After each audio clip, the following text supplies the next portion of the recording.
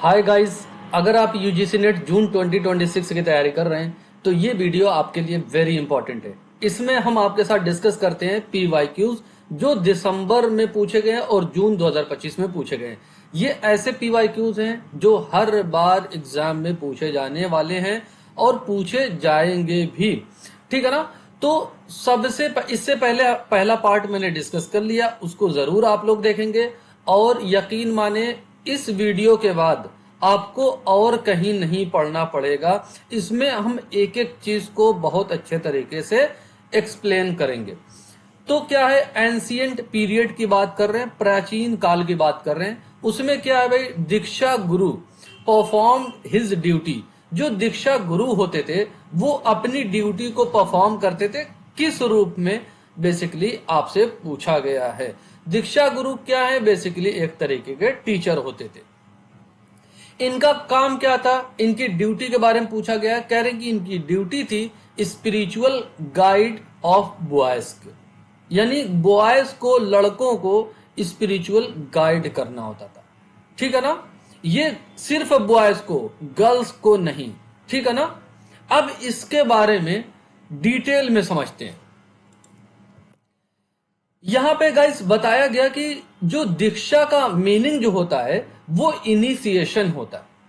Initiation का मतलब क्या होता है, जो बिल्कुल शुरुआती तालीम होती है, जो टीचर, ऐसा टीचर जो बिल्कुल शुरुआत की तालीम देता है। स्पिरिचुअल इंस्ट्रक्शंस की बात यहां पे करते हैं। दीक्षा का मतलब ये होता है। दीक्षा गुरु क्या था, एक बेसिकली टीचर था जो इनिशिएट करता था, मतलब स्टूडेंट को बिल्कुल शुरुआती तालीम देता था। वो कैसी तालीम, स्पिरिचुअल की। स्पिरिचुअल मतलब क्या होता है, धर्म से रिलेटेड भी, और उसको नैतिक शिक्षा भी देता था, यानी जीवन कैसे जीना है, एक अच्छी बुरी बातें भी बताता था कि अच्छी और बुरी बातों के बीच में क्या डिफरेंसेस होते हैं। Educational life in ancient India.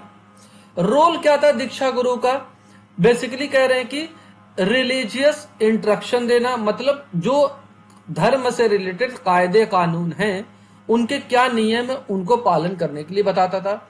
Moral teacher होते थे, बेसिकली ये बताते थे कि अच्छे और बुरे के बीच में क्या डिफरेंसेस होते हैं, क्या अंतर होता है। स्पिरिचुअल गाइड करता था, एक नैतिक बातें बताता, यहाँ पे कैरेक्टर को बिल्ड करता था। सबसे ज्यादा इंपॉर्टेंट पॉइंट यहां पे क्या है, उपनयना। ये एक तरीके की सेरेमनी थी, मतलब सेरेमनी का मतलब क्या है, एक तरीके की रस्म थी। जब लड़का इस सेरेमनी के बाद, ये सेरेमनी जब लड़का थोड़ा बड़ा हो जाता था, अब इसको धार्मिक, धर्म से रिलेटेड स्टडी अगर अब इसको करनी है तो ये कहां पे जाता था, गुरुकुल में जाता था, ठीक है ना। गुरुकुल में, तो गुरुकुल में जाने से पहले, तालीम हासिल करने से पहले, एडमिशन लेने से पहले एक रस्म अदा की जाती थी। उस रस्म को कहा जाता है उपनयना। याद रखेंगे, एग्जाम में ये बात कई बार पूछी जा चुकी है। इस सेरेमनी के बाद, इस रस्म के बाद जो है, यहां पे गुरुकुल में जाते थे। गुरुकुल एक जगह होती थी जहां पे टीचर रहता था, गुरु रहता था, और गुरु के साथ रहकर पढ़ाई करना, ये जगह गुरुकुल कहलाती थी।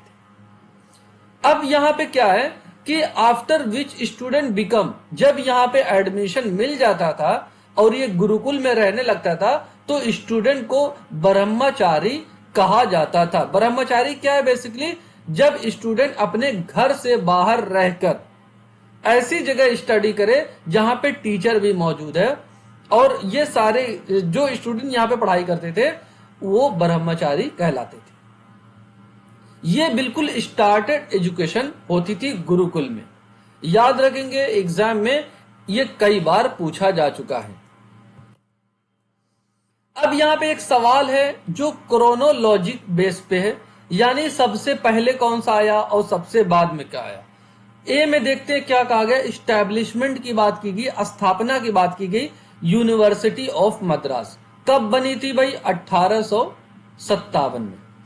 Introduction of the Indian universities act कब आया था, 1904 में। इस्टेब्लिशमेंट ऑफ यूजीसी का इस्टेब्लिशमेंट कब हुआ था, 19 1953 में इस्टेब्लिशमेंट हुआ था, लेकिन ये एक्ट पास करके एक्ट के अंदर जब इसको स्टैट्यूटरी बॉडी का दर्जा दिया गया था वो 1956 में दिया गया था। फर्स्ट नेशनल एजुकेशन पॉलिसी बनाई गई थी, वो कब बनाई गई थी? 1968 में। अब यहां पे हमने सारे के एस्टैब्लिशमेंट ईयर बता दिए। अब आपको क्या करना है? एक अरेंज कर लेना। सबसे पहले क्या आया? ये ए वाला, फिर बी वाला, सी वाला, आखिर में डी वाला। ऑप्शन ए इस तरीके से आपका सही बन जाएगा।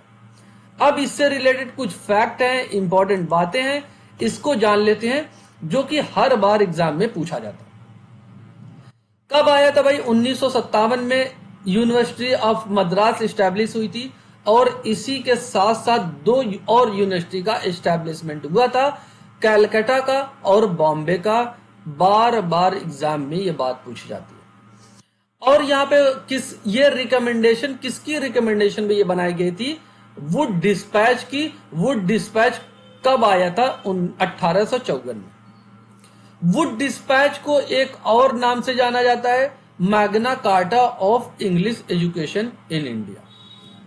भाई इतना इंपॉर्टेंट फैक्ट है ये, कई बार एग्जाम में पूछा जा चुका है। इंडियन यूनिवर्सिटीज एक्ट की बात कर रहे हैं, 1904 में आया था। किसने इसको इंट्रोड्यूस किया था? लॉर्ड कर्जन ने इसको इंट्रोड्यूस किया था। इसका मेन काम क्या था? यूनिवर्सिटी एडमिनिस्ट्रेशन को इंप्रूव करना, जो गवर्नमेंट कंट्रोल करे यूनिवर्सिटीज को, इसको इंक्रीज करना, स्टैंडर्ड जो हायर एजुकेशन थे उसको इंप्रूव करने की बात यहां पे की गई थी। यूजीसी से रिलेटेड बात करते हैं। ये इसका बेसिकली एस्टैब्लिशमेंट 1953 में हुआ था, लेकिन एक्ट में जो आया था स्टैट्यूटरी बॉडी का दर्जा 1956 में दिया गया था। यहां पे इसका काम क्या है? कोऑर्डिनेशन करना ऑफ हायर एजुकेशन को कोऑर्डिनेट करनी, यानी जितनी भी यूनिवर्सिटीज हैं सबको जो है एक साथ काम करने के लिए समन्वय करना, तालमेल बैठाना, बेसिकली कहने का मतलब यह है। मेंटेनेंस करना स्टैंडर्ड को, सबका एक लेवल रहेगा, एक स्तर रहेगा, उस लेवल को मेंटेन करने की बात की गई। प्रोवाइड करना ग्रांट टू यूनिवर्सिटीज, यानी जो जितनी भी यूनिवर्सिटीज हैं उनको पैसे देने की बात की गई, ग्रांट प्रोवाइड कराने की बात की गई। फर्स्ट नेशनल एजुकेशन पॉलिसी 1968 में आई थी। ये पहली एजुकेशन पॉलिसी थी, ठीक है ना, याद रखेंगे। अभी तक हमारे देश में, हमारी कंट्री में 3 एजुकेशन पॉलिसी आ चुकी है। पहली 1968 में, दूसरी 1986 में और तीसरी 2020 में आई। किसकी रिकमेंडेशन थी भाई? कोठारी कमीशन की रिकमेंडेशन पे आई थी। कोठारी कमीशन 1964 से लेकर 1966 तक आया था। याद रखेंगे, ये बात एग्जाम में पूछी जाती है। इसके मेन फीचर में क्या है? इक्वल एजुकेशनल अपॉर्चुनिटी प्रोवाइड कराना। 3 लैंग्वेज का फॉर्मूला कोठारी कमीशन ने ही दिया था, याद रखेंगे। अब यहां पे सवाल अगला देखते हैं। कह रहे कि कौन सी इंटरनेशनल ऑर्गेनाइजेशन है जो एक प्रोग्राम को ग्लोबल लेवल पे संचालित करती है, समन्वय करती है। उस प्रोग्राम का नाम है एजुकेशन फॉर ऑल। कौन सी ऑर्गेनाइजेशन है? वो यूनेस्को है। इसको एजुकेशन फॉर ऑल का मतलब यह है, क्या है? सभी लोगों को एजुकेशन प्रोवाइड कराना, इक्वल अपॉर्चुनिटीज प्रोवाइड कराना। ये ग्लोबल लेवल पे ये प्रोग्राम कराया जाता है। किसके द्वारा? यूनेस्को के द्वारा। यूनेस्को इसको संचालित करने का काम करता है। अब यहाँ पे यूनेस्को के बारे में कुछ बातें जान लेते हैं। कह रहे कि एजुकेशन, उससे पहले एजुकेशन फॉर ऑल क्या है इसको समझते हैं। एक ग्लोबल मूवमेंट चला, क्या है? सभी को बेसिक एजुकेशन हासिल करनी है, इक्वल अपॉर्चुनिटीज देनी है एजुकेशन में, यूनिवर्सल एक्सेस, यानी सभी को क्वालिटी एजुकेशन यहां पे प्रोवाइड कराना है, चाहे वो बच्चे हों, बड़े हों, या फिर जो है यूथ, जवान हो या अडल्ट हो, सभी को यहाँ पे इक्वल अपॉर्चुनिटीज प्रोवाइड कराना है। यूनेस्को है क्या भाई? एग्जाम में पूछा जाता है। कह रहे हैं कि United Nation educational scientific and cultural organization, इसका फुल फॉर्म एग्जाम में पूछा जा चुका है, याद रखेंगे। हेडक्वार्टर इसका कहां पे? पेरिस, फ्रांस में। कब ये आया था? 1945 में बनाया गया था। अब ये एजुकेशन फॉर ऑल कहां से निकल के आया है, इसको भी जान लेते हैं। जो जोमटीन कॉन्फ्रेंस एक हुई थी 1990 में। जोमटीन कहां पे है? थाईलैंड में था। यहीं से ये लॉन्च किया गया था एजुकेशन फॉर ऑल 1990 में। Universal primary education and reduction of literacy, basically जो जाहिलियत थी, जो पढ़े लिखे नहीं थे, उसको खत्म करने की बात की गई, सभी को प्राइमरी एजुकेशन देने की बात यहां पे की गई थी। नेक्स्ट क्वेश्चन देखते हैं हमारा। यहां पे वैदिक पीरियड की बात की गई। Education was idealistic in nature, जो वैदिक पीरियड था, वैदिक काल था, यहां पे एजुकेशन का जो नेचर था वो आइडियलिस्टिक था। आइडियलिस्टिक का मतलब क्या है?